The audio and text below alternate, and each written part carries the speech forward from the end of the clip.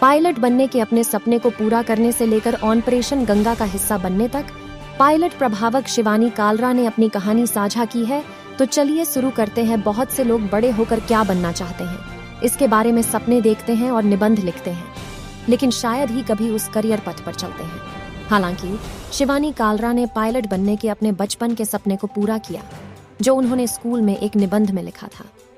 36 वर्षीय air India pilot operation Ganga का भी हिस्सा था, जो 2022 में रूस द्वारा यूक्रेन पर आक्रमण के बाद फंसे हुए भारतीयों को बचाने के लिए भारत सरकार द्वारा चलाया गया एक निकासी मिशन था। द इंडियन एक्सप्रेस के साथ बातचीत में कालरा ने अपने साथ काम करने के बारे में साझा किया। एक पायलट और एक सामग्री निर्माता के रूप में भूमिकाएं। अपने बचपन के बारे में बात करते हुए कालरा ने कहा कि वह गुरुग्राम में पली बढ़ी, जब यह आज की तरह गगनचुंबी इमारतों वाला एक महानगरीय शहर नहीं था, बल्कि सिर्फ एक छोटा सा शहर था।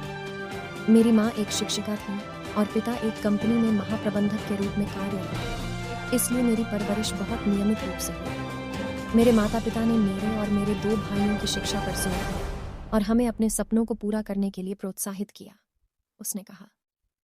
2005 में अपनी 12वीं कक्षा की परीक्षा के बाद वह अपने माता पिता के साथ बैठीं, जिन्होंने उनके करियर के अवसरों पर चर्चा की। उनके पास अभी भी वह निबंध था जो मैंने कक्षा 5वीं या 6वीं में लिखा था, जिसमें मैंने पायलट बनने के बारे में लिखा था। दूसरा विकल्प जिस पर मैं विचार कर रही थी वह एक समाचार एंकर बनना था, लेकिन मैंने विमानन में जाना चुना, उसने साझा किया। इसके बाद वह दिल्ली फ्लाइंग क्लब में शामिल हो गई और कहा कि उनके 50 छात्रों के बैच में केवल 2 या 3 लड़कियां थीं। कालरा ने 2008 में अपना वाणिज्यिक पायलट लाइसेंस प्राप्त किया, लेकिन वैश्विक मंदी के कारण कई वर्षों तक नौकरी नहीं मिल सकी। उन्होंने एक इवेंट मैनेजमेंट कंपनी के लिए काम किया और अंततः 2017 में एयर इंडिया द्वारा चुनी गई। 2018 में उन्होंने एयर इंडिया के लिए उड़ान भरना शुरू किया और तब से पीछे मुड़कर नहीं देखा। 28 फरवरी 2022 वह दिन था जब उन्होंने ऑपरेशन गंगा उड़ान का संचालन किया। मैं छुट्टी पर था क्योंकि मेरे छोटे भाई की शादी नज़दीक थी।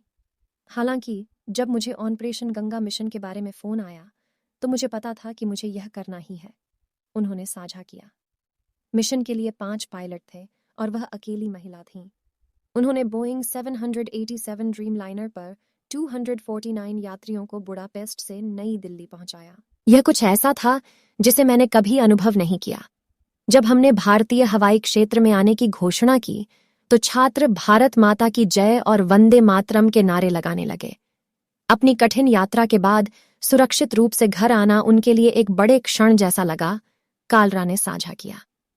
कालरा वंदे भारत मिशन से भी जुड़े थे, जिसे सरकार ने कोविड-19 के दौरान विदेश में फंसे भारतीयों को लाने के लिए शुरू किया था।